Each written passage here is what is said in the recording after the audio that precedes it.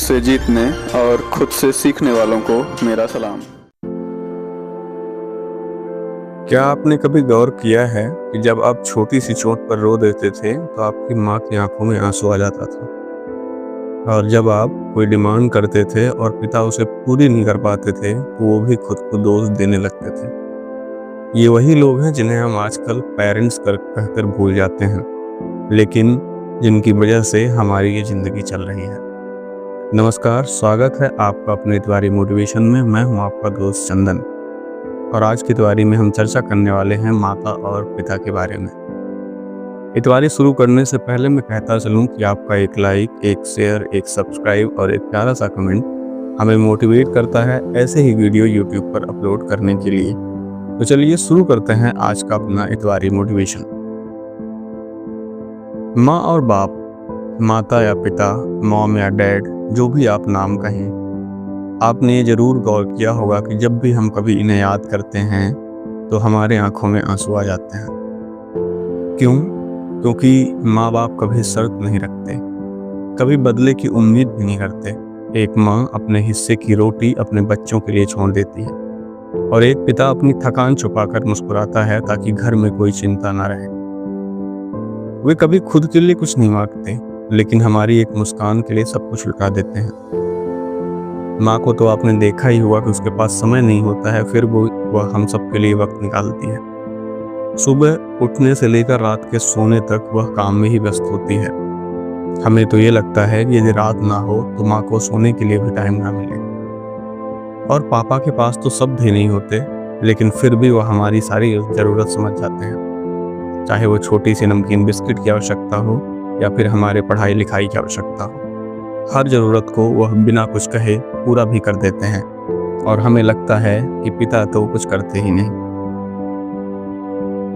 समय के साथ हम बड़े हो जाते हैं, लेकिन क्या हम सच में बड़े होते हैं? हम बाहर की दुनिया में तो कामयाब कहे जाते हैं, लेकिन घर के अंदर दो लोगों की उम्मीदें अधूरी रह जाती हैं। क्योंकि समय के साथ माँ और पापा की उम्र भी बढ़ती जाती है और वह धीरे धीरे सयाने होने लगते हैं। माँ अब थोड़ा धीरे चलती हैं, उनके पैरों में दर्द रहता है। पिताजी की आवाज़ धीमी हो चली है क्योंकि अब उनकी उम्र हो चली है। लेकिन हम अपनी तेज जिंदगी में इतने खो जाते हैं कि एक कॉल तक का हमें समय नहीं मिलता।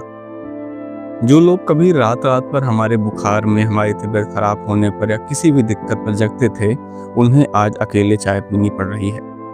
क्यों चाय पीनी पड़ रही है अकेले? क्यों वह अकेला महसूस करते हैं? क्योंकि आज उनके बच्चे बहुत व्यस्त हैं। बहुत व्यस्त के साथ साथ वह बहुत सफल भी हैं, बहुत बड़े बिजनेसमैन भी हैं और दूर देश में रहते हैं। इसके लिए एक छोटा सा मैं कहना चाहूँगा कि यदि आप भी कहीं दूर अपने माता पिता से रहते हैं नौकरी के लिए, पढ़ाई के लिए, तो कोशिश करें कि दिन में 2 बार आप उनसे बात जरूर करें। सुबह एक बार समय निकालें और एक बार रात में सोने से पहले समय निकालें और उनसे बात जरूर करें। कई माँ बाप, यदि आज की स्थिति की हम बात करते हैं, जिस तरह समय बदल रहा है, तो आपने देखा होगा कि हमारे देश में ओल्ड एज होम बने हुए हैं। ओल्ड एज होम क्या है? ओल्ड एज होम वो है जहाँ पर सयाने लोग, या यूँ कह सकते हैं कुछ बूढ़े माता पिता रहते हैं। क्यों रहते हैं? अब कारण मैं अब डिस्कस नहीं करना चाहूँगा, आप सभी को पता है कि हम ही और आप उसके कारण हैं। या तो संस्कार उसके कारण है, या फिर व्यस्तता, पैसे, या आजकल के नए रिश्ते भी इसके कारण हो सकते हैं। आपने देखा होगा कई माँ बाप आज ओल्ड एज होम में हैं। वो बहुत शांत से रहते हैं, लेकिन वह आज भी किसी एक चीज का इंतजार करते हैं। वह चीज क्या है? वह चीज है उनके बच्चे, उनके बेटे, उनकी बेटियां, उनके नाती नातिन कह सकते हैं आप, है ना? लेकिन यदि हम अपने आप को थोड़ा सा परिवर्तित कर लें, थोड़ा सा समय उनके लिए निकाल दें, तो मुझे लगता है कि यह स्थिति होगी ही नहीं कि भारत जैसे एक देश में, सनातनी देश में, माँ बाप को ओल्ड एज होम में रहना पड़े। या मैं तो ये कहता हूँ कि ओल्ड एज होम की आवश्यकता ही नहीं होनी चाहिए हमारे जैसे देश में। सोचिए, क्या हम इतना भी नहीं कर सकते? हमें केवल 2 चीज़ें करनी है। पहला तो ये कि यदि हम कहीं बाहर हैं तो हमें उनसे लगातार बात करते रहनी है, और यदि वह ज़्यादा वृद्ध हो गए हैं तो हमें उनके पास रहना है, या उन्हें भी हमें अपने पास बुला लेना है। ये वो लोग हैं जिन्होंने हमें बोलना सिखाया, चलना सिखाया, जिंदगी की लड़ाई लड़ना सिखाया।